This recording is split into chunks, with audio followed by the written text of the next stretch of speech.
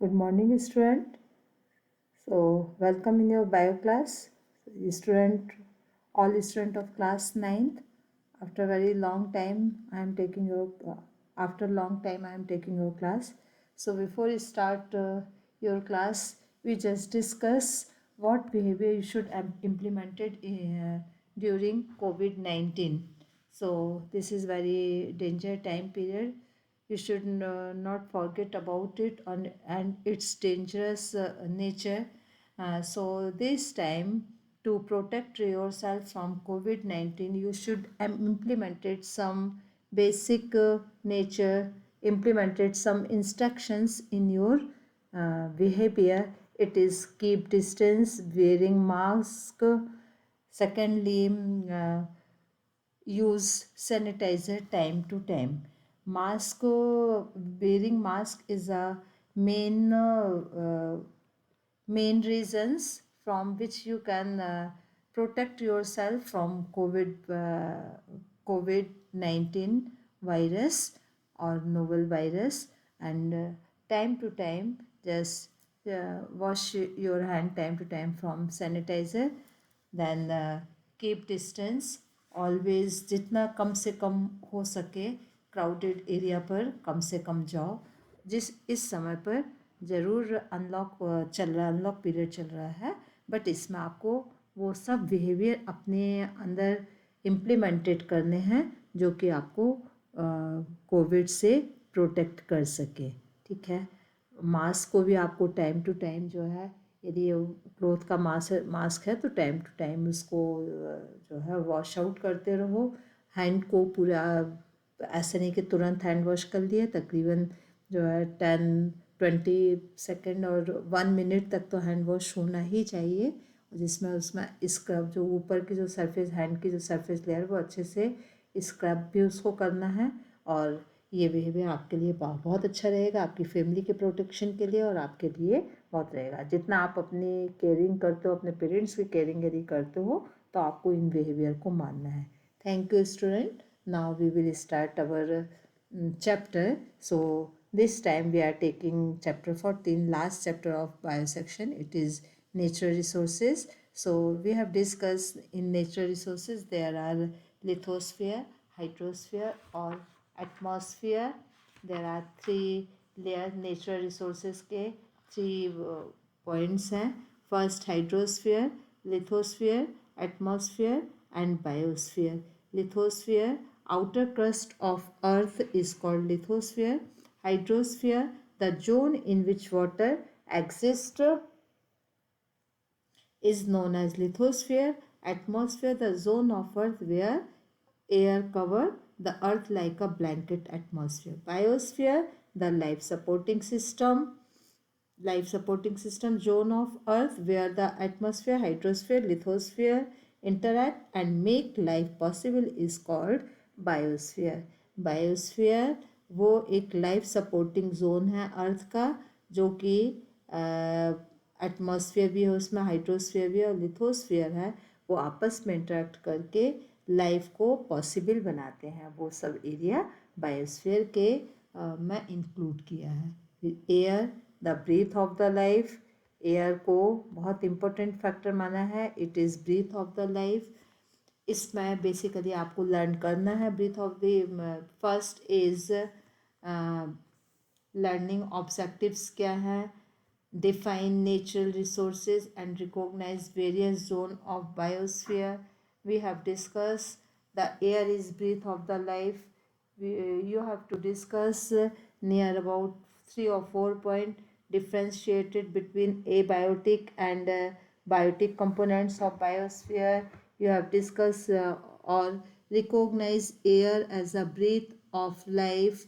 Then explain how wind is caused and how it's caused rain.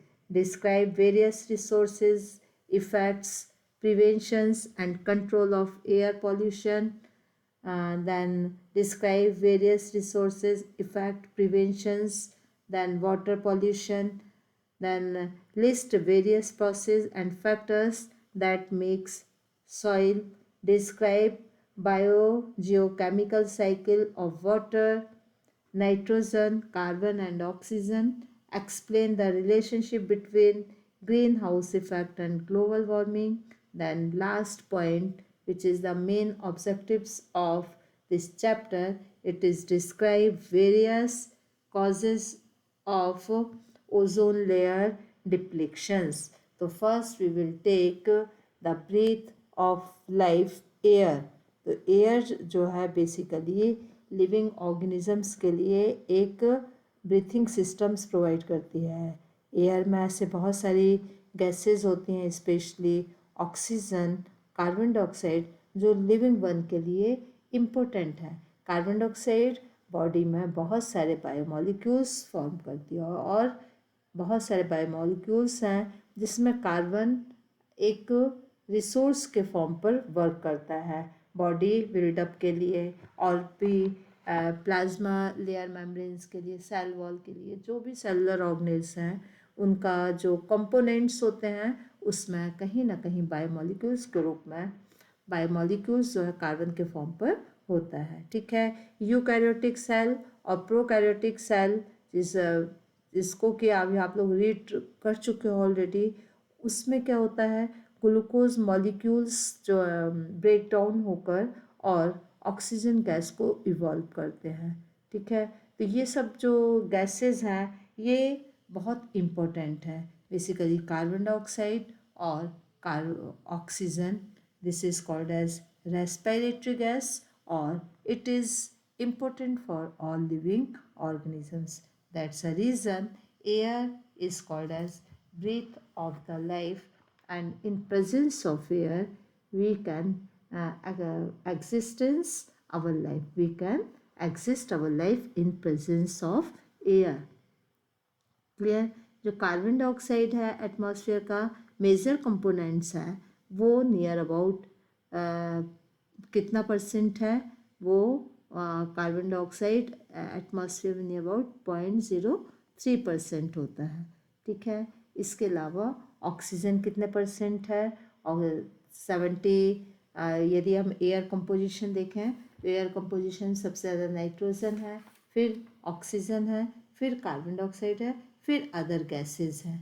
ठीक है, अब air का इम्पोर्टेंस क्या है, the role of the atmosphere in climate control, ये सबसे पहले क्लाइमेट को कंट्रोल करता है। तो importance of air, oxygen first it's gives respiratory gases oxygen and carbon dioxide, और ऑक्सीजन के सपोर्टर्स, ऑक्सीजन क्यों इम्पोर्टेंट है, because it's support in कम्ब्यूजन्स।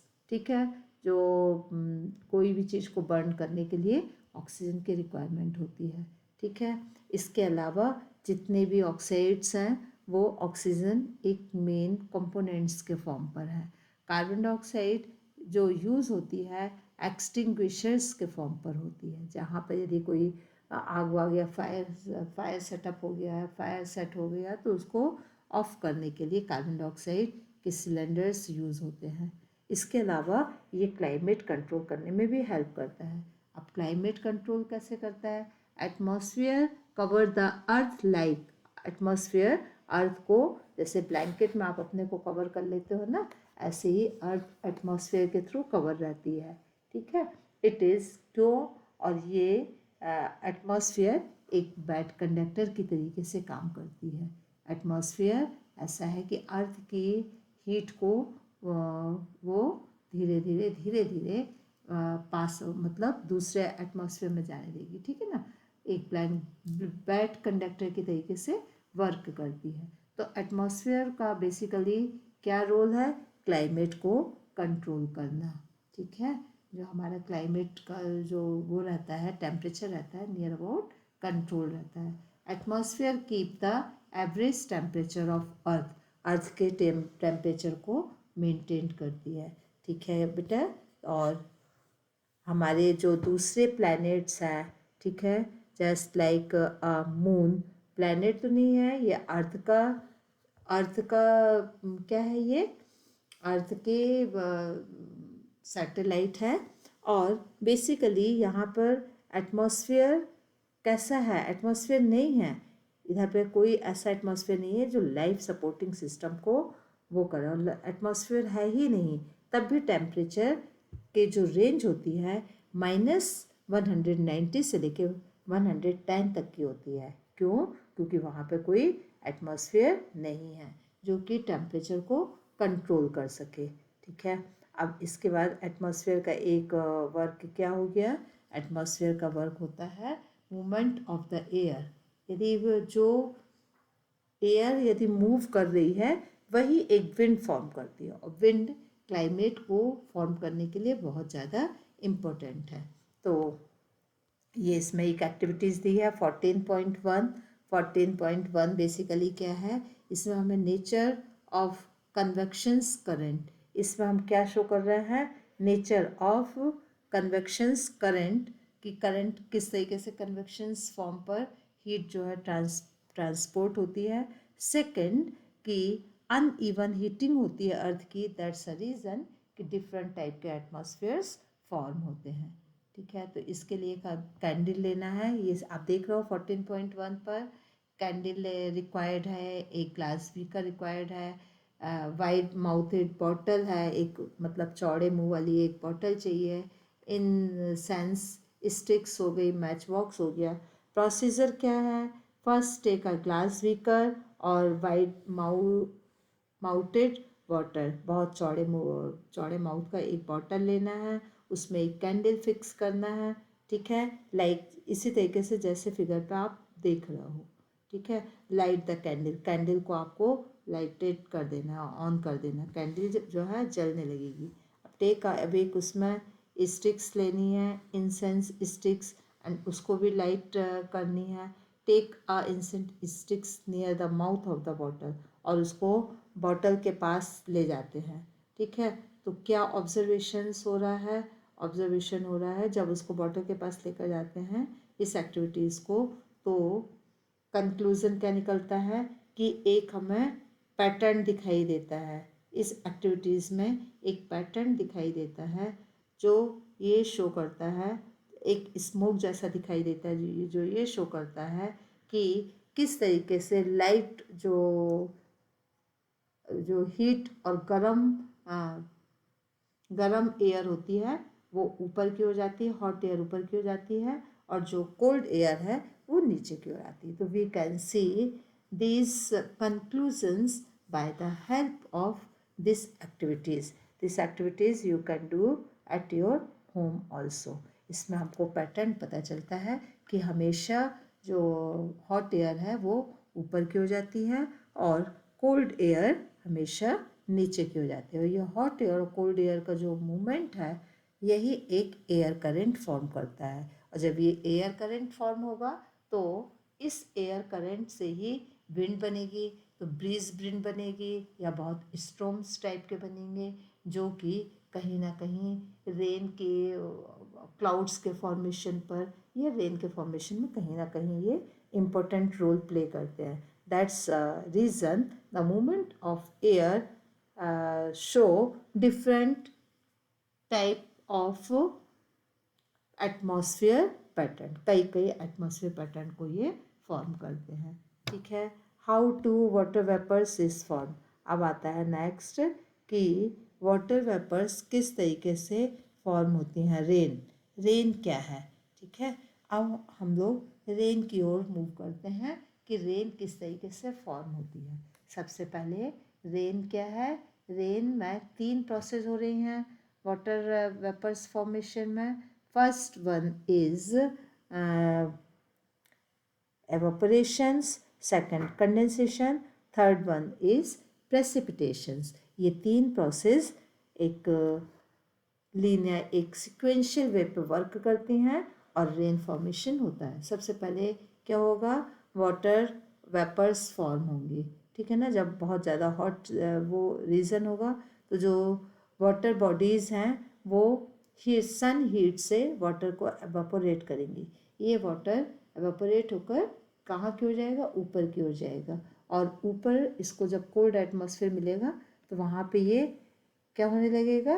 Condensed होने लगेगा। मीन्स वेपर्स जो है वाटर के फॉर्म पर आने लगेंगे, और जब ये वाटर के फॉर्म क्लाउड्स पर क्या हो जाते हैं? स्टोर हो जाते हैं, और क्लाउड्स आपस में हिट करते हैं तो ये प्रेसिपिटेशंस के फॉर्म पर वाटर जो है प्रेसिपिटेट हो जाता है। This is called as rain. ठीक है, तो ये 3 बेसिकली प्रोसेस हो रही हैं। इन प्रोसेस से रेन का वो होता है और ये काफ़ी बड़े लेवल पर ये वर्क होता है। पूरी वाटर बॉडी है वो एक साथ, वो अलग अलग अर्थ के अलग अलग एरिया में है तो अलग अलग तरीके से एनवायरनमेंट उनमें चेंज आ रहा है, कहीं पर वेपोरेशन हो रहा है, कहीं कंडेंसेशन हो रहा है और इस तरीके से रेन का फॉर्मेशन होता है। सो आई थिंक स्टूडेंट यहाँ तक का रेन कैसे फॉर्म हो रहा है ये आपको क्लियर हो गया। Now, wind is caused. How wind is caused? Wind is caused by differences in atmosphere pressure between two or more places.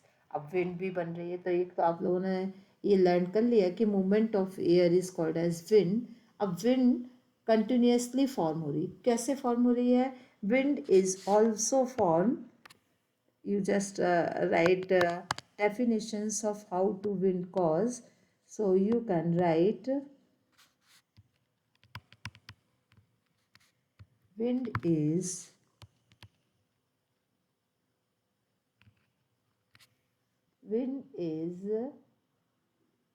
caused by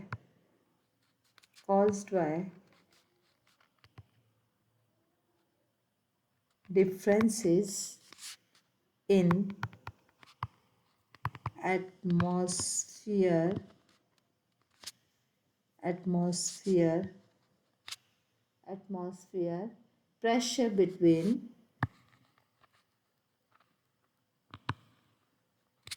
atmosphere pressure between two or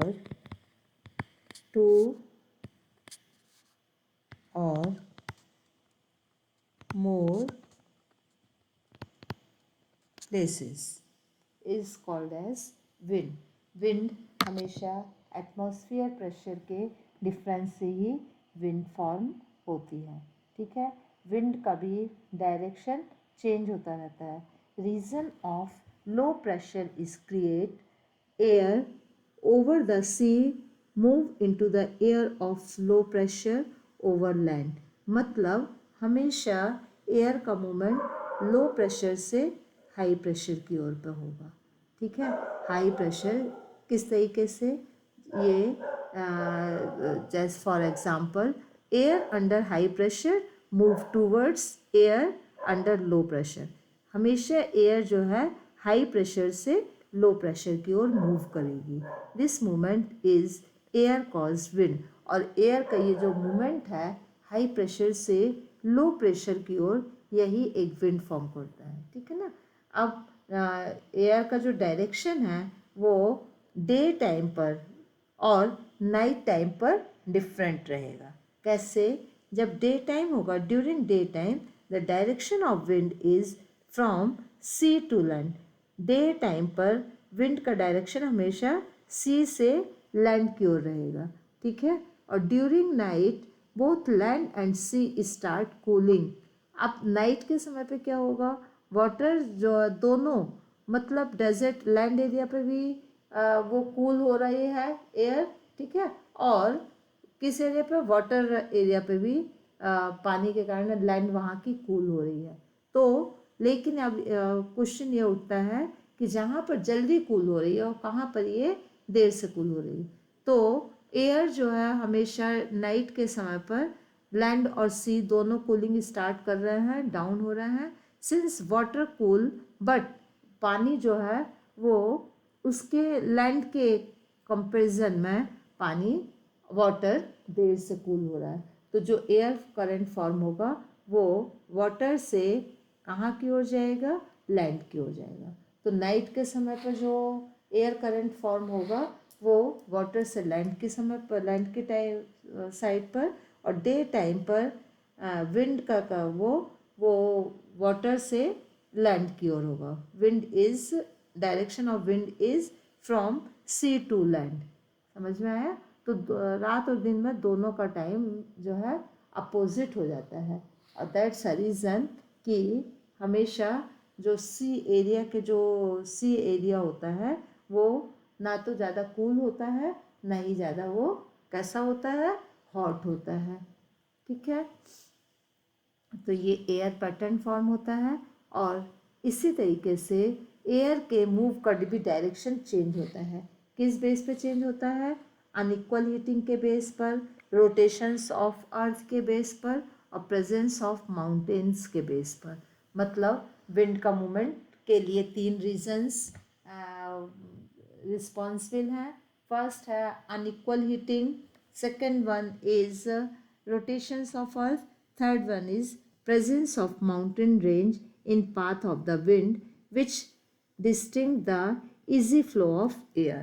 So this is the some natural happenings which is going around us or in our atmosphere or in our living planets. That's a reason our planets earth, it is consist of many type of seasons, बहुत तरीके के seasons हो रहे हैं, उसके पीछे reason उसका यही है।